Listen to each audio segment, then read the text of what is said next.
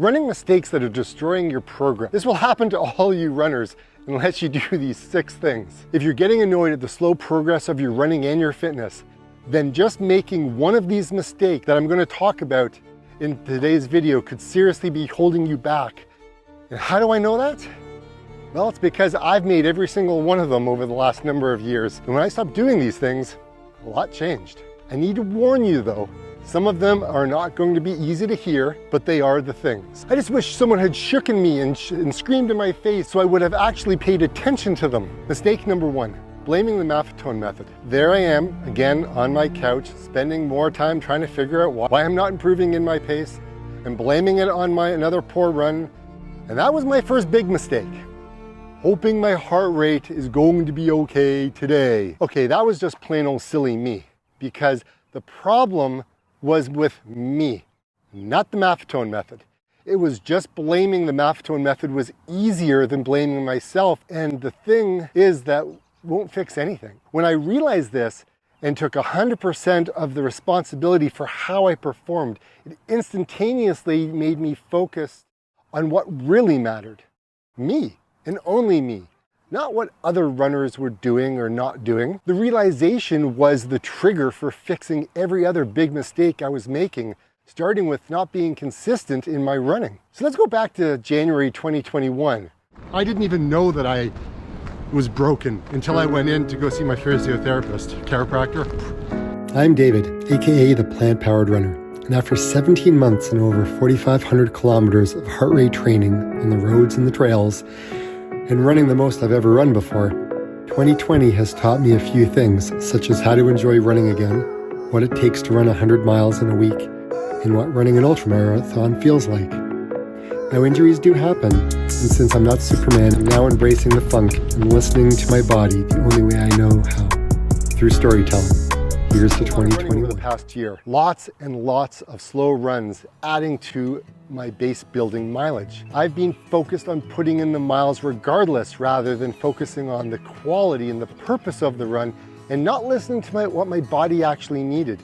And 90% of that was rest. Just running more and more, even at a slow pace, does increase the risk of burnout and injury, but just at a lower scale. Now, some types of training do require you to run longer, while others require you to run faster, like a tempo or a track workout. It really depends on what you are training for and your level of fitness as to the experience that you have. We are all different, and what works for one runner may not work for another runner. So figure out what the purpose of the run is and follow it to the T. I went from running 8:34 pace to a 5:34 pace within 1 year using the Maffetone method. That's 3 minutes faster per kilometer. The thing is I knew, probably like you do, that we all need to have training blocks in our schedule, and it's a good thing to aim for. But for some reason, I just did nothing about pushing it to the next level. And I actually think that that's a common mistake that most runners make.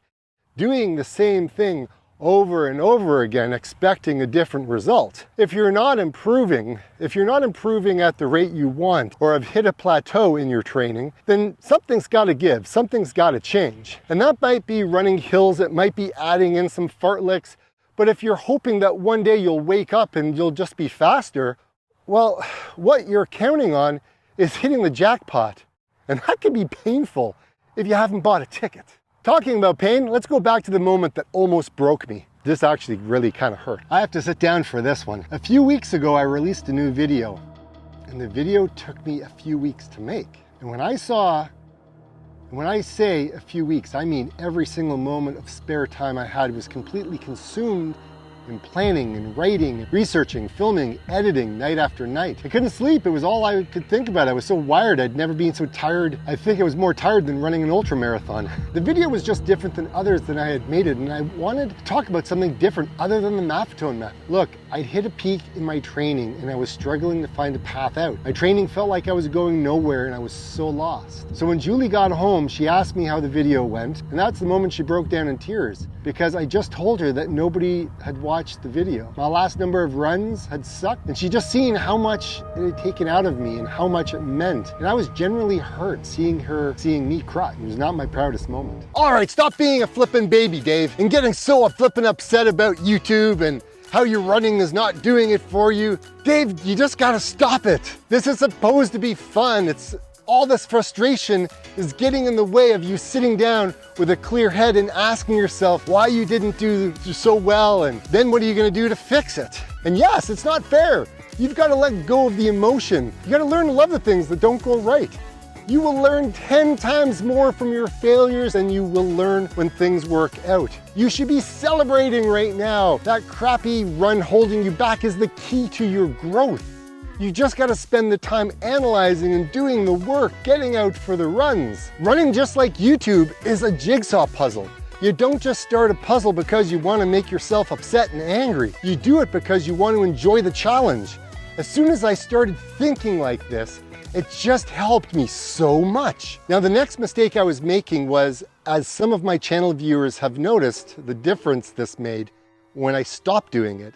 And that was, I was spending far too much time trying to learn about the maffetone and hacking it, rather than learning about running more efficiently and studying how the top athletes train. The focus should be about running, you know, the thing that people really enjoy. And yes, learning about the MAF method is great, but there are so many other ways to train for a 10K or a half marathon or a marathon.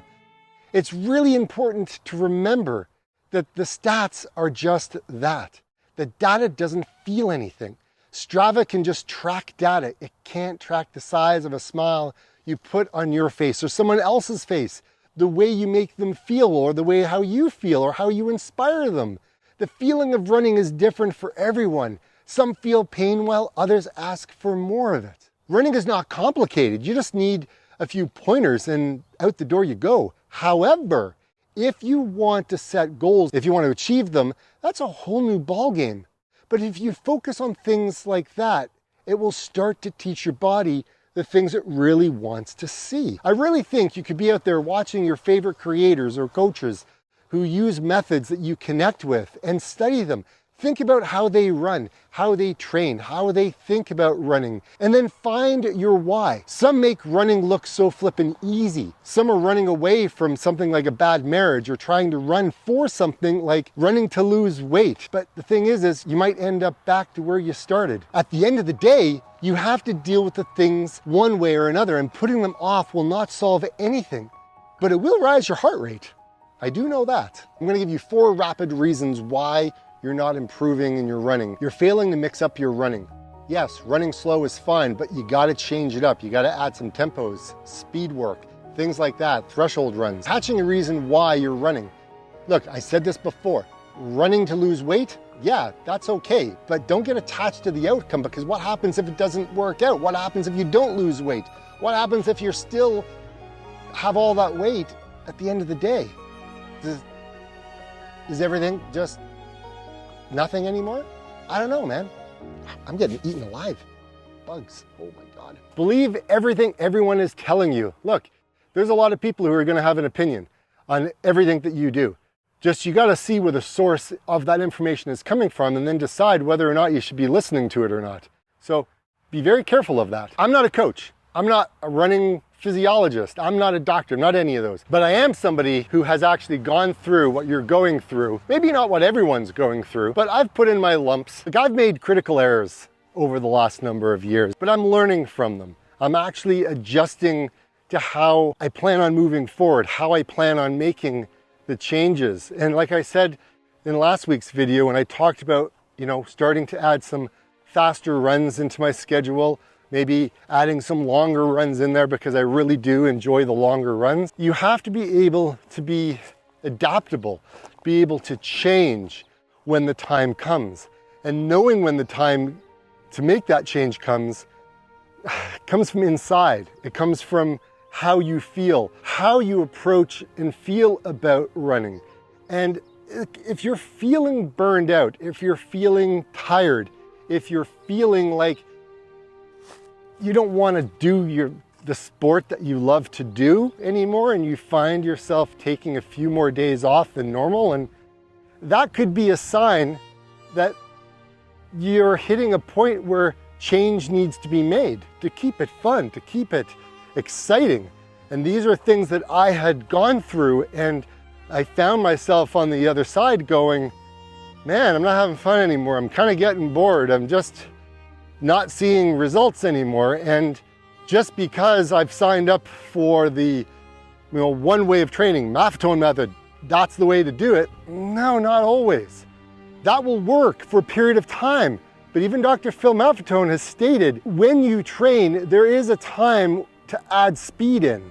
And I believe my time to add speed in is here. It's now arrived. The challenge that I'm trying to overcome right now is the desire to run longer distances, like an hour and a half every day, and maybe dial that back and put in that tempo run, 20-minute tempo run, or putting in a 40-minute tempo run one day a week, and then kind of reduce the mileage down a little bit. I'm kind of a little nervous because I've become so accustomed and so happy with what I've been doing, and I love how I feel after a run. I just don't enjoy hitting a plateau. So change is hard for people to make, but change is necessary to grow as a human being, as a runner, and you have to adapt. It's part of the cycle. And the final mistake I made was I was doing the same thing day in and day out. And I don't want to be known for one thing, as it makes it easier for me to become stagnant, which is a critical error, I think, when you should be working on ways to push your running where other runners dare to go. And then once you've done all those things, you can just make sure that you crush your goals. When you run for you. And you alone, nobody else, whether you do it to lose some weight or whether it's just for fitness, to keep your mind sharp, whatever it is, you do it for you.